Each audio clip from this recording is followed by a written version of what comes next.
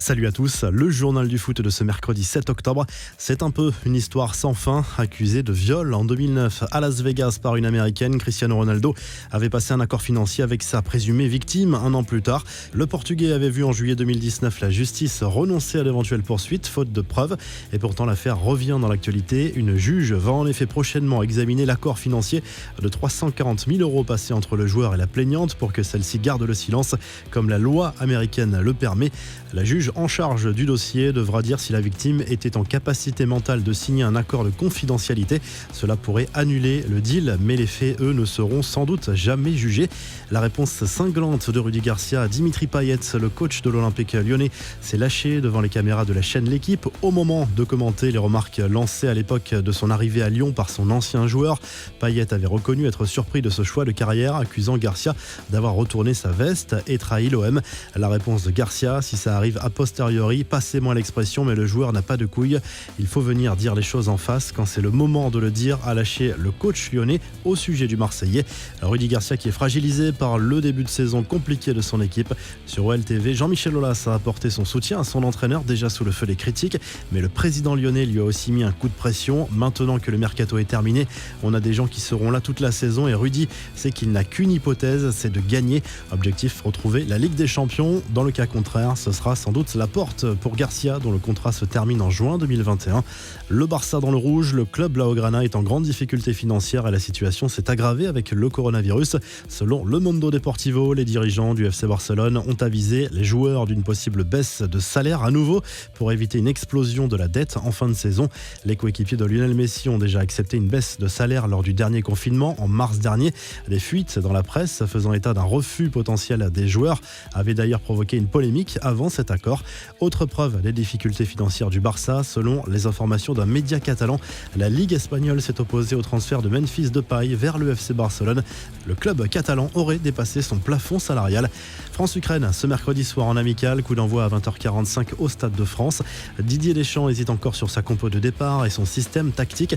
Ce pourrait être à nouveau une défense à 3 axiaux avec Upamecano, Langlais et Kimpembe. Le duo Kanté-Pogba au milieu de terrain et un trio offensif Griezmann, Mbappé, Giroud.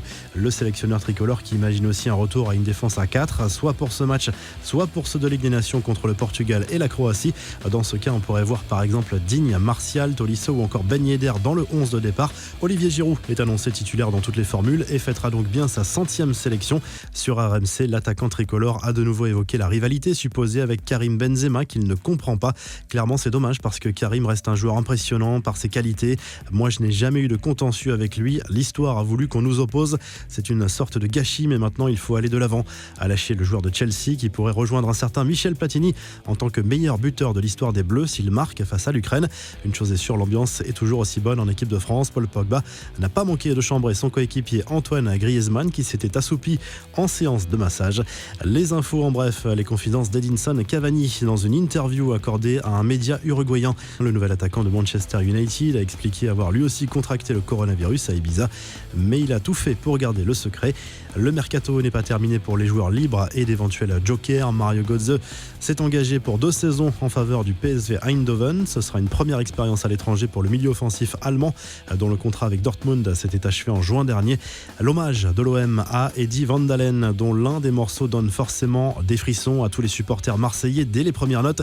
Il était le guitariste du fameux morceau Jump qui accompagne l'entrée des joueurs marseillais au Vélodrome depuis les années 80. Mesut Özil vole au secours de Gunnersaurus Jerry Kay, l'homme qui se déguisait en dinosaure à chaque match à l'Emirates et avant cela à Highbury, a été licencié par le club londonien.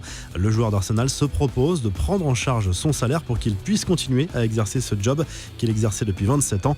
Enfin, l'équipementier Puma a présenté les nouveaux maillots de plusieurs équipes nationales africaines. Les fans de l'Égypte, du Ghana, de la Côte d'Ivoire, du Maroc et du Sénégal peuvent se procurer ces nouvelles tuniques. Certains ont le mérite d'être très originales. La revue de presse, le journal L'Équipe fait le bilan du mercato club par club en Ligue 1 avec une note sur 20 pour chacun. Mention spéciale à l'OGC Nice qui a énormément recruté. De quoi satisfaire pleinement Patrick Vieira qui aura plus de pression cette saison. À la une du journal AS, Cristiano Ronaldo et Joao Félix face à Sergio Ramos et Ansu Fati pour illustrer la rencontre Portugal-Espagne programmée ce mercredi soir à 20h45. Bien plus qu'un match amical, titre le journal espagnol pour ce choc entre 2 prétendants à la victoire lors du prochain Euro. Le quotidien Sport place Memphis Depay et Eric Garcia en une. Le Barça retentera sa chance en janvier pour les 2 joueurs dont les transferts n'ont pas pu aboutir cet été. Rendez-vous lors de la prochaine fenêtre du Mercato. Enfin, en Italie, la Gazzetta dello Sport se penche sur les multiples options offensives à la disposition de Pirlo cette saison. Le coach de la Juve va devoir jouer les chefs d'orchestre pour gérer le temps de jeu de Ronaldo, Dybala, Chiesa, Kulusevski et Cuadrado. Par ailleurs, le journal se projette déjà sur le derby entre l'Inter Milan et l'AC Milan prévu dans 10 jours. Vous retrouvez l'actu foot sur topmercato.com, l'appli Top Mercato et à très vite pour un nouveau journal du foot.